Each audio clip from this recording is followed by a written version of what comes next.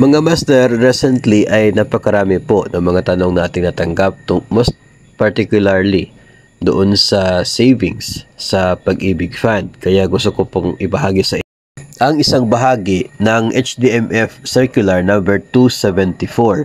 Ito po yung revised guidelines on Pag-ibig Fund membership.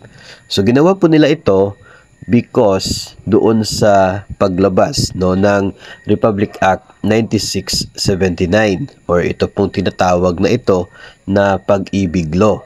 So yung batas na siya pong tumutukoy sa mga benefits sa Pag-ibig Fund. So dito po sa isang portion, tungkol po ito doon sa pag-withdraw ng ating pong savings. A member who becomes a member of the fund.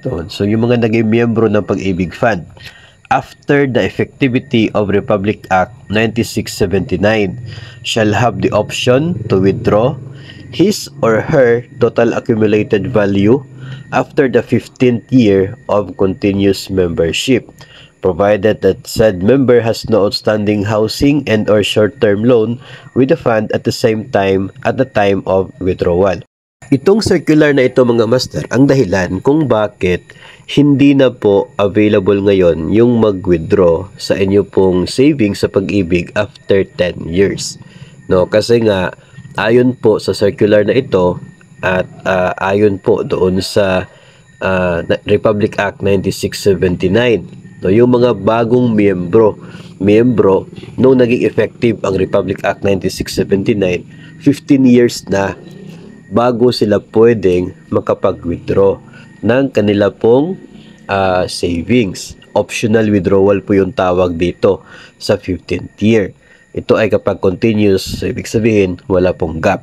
Ang Republic Act 9679 mga master ay noon po itong year 2009. 2009 po nang siya ay naging effective. So July 2009 siya naging batas. So ibig sabihin po noon na kung ikaw po ay na-hire after that July 2009, ibig sabihin nun hindi ka na eligible for the 10 years contribution na optional withdrawal. Doon ka na sa 15 years kapag continuous service. So it also means na noon pong July 2019, actually July 2019 po, yun nag 10 years. Pero sa nabasa ko po, I guess December 2019 yung po nila. Basta 2019 po, yun po yung simula na hindi na available itong 10 years. Kasi kung na-hire ka ng August 2019, so hindi ka na pwedeng mag-withdraw doon sa 10 years. So pagdating po ng August 2009 ka na-hire, pagdating po ng August 2019, so hindi ka na eligible to withdraw kasi na-hire ka after the effectivity of the Republic Act 9679. So tayo ngayon na mga bata pa sa serbisyo ay maghihintay ng 15 years ng ating savings sa Pag-ibig. Pero hindi naman po yun negative yung parang epekto po niya kasi habang tumatagal ay lalong lumalaki yung savings natin doon. So kung naging 15 years man without gap ay malaki na rin po yon. 15 years na contribution po ninyo plus contribution din ng inyong employer plus dividends. So malaki na po yon. Ngayon kung may gap doon sa contribution ninyo kahit po isang buwan o kaya ay 2 buwan, ang mangyayari po doon ay hindi ka maging eligible sa 15 years. Ang mangyayari ay maghintay ka na umabot ka ng 20 years sa contribution. 240 months ng inyo pong contribution. Kapag dumating po sa puntong yun po yung tinatawag ni Pag-ibig na maturity ng ating membership. So kapag nag-mature ay ibibigay sa inyo.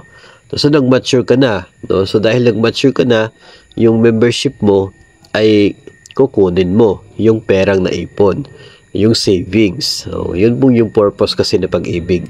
Savings po siya. Pero kahit po na-withdraw na ninyo yung maturity o na 28th year, kapag umabot na kayo ng 240 months ha. So kung mayroon kang gap na 2 months, ibig sabihin nun 20 years plus 2 months, no? Para maabot mo yung 240 months na contribution. Kapag nag-mature na at na-withdraw mo na at dahil hindi ka pa nag-retire, so ibig sabihin nun na patuloy pa rin yung magiging contribution mo. Patuloy pa rin yung membership mo sa Pag-ibig, pero yung magiging contributions mo balik na sa uno kasi na-withdraw mo na yung maturity value ng inyong savings. So, balik na sa uno, patuloy pa rin yung contribution, makukuha mo pa rin yun, yung naging contribution mo after maturity kapag ikaw ay nag-retiro na. So, yun na po yung magiging savings mo na pabaon sa'yo kapag nagretiro ka. Pero at least nakuha nyo po yung naging total contributions niyo sa Pag-ibig. Again, yun kasi yung purpose ng Pag-ibig. Ang purpose niya ay mag-contribute tayo, mandatory po yun, no? Pero nagsisilbi siyang mandatory saving sa atin. Tapos yung kinikita ni Pag-ibig, at least 70% ay pinaghati-hatian nating lahat ng mga miyembro as dividends.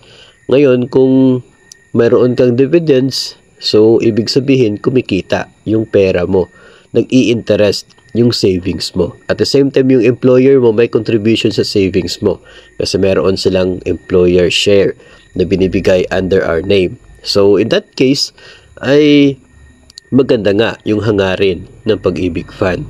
At yun po ay unique sa kanya, no? Kaya minsan ay hindi po maganda if we compare Pag-ibig with the GSIS and PhilHealth kasi iba yung purpose, iba yung design, iba yung nakaset up sa kanya na maging layunin niya. No, si Pag-ibig ay hindi po magbibigay sa inyo kapag ikaw ay nagretiro na.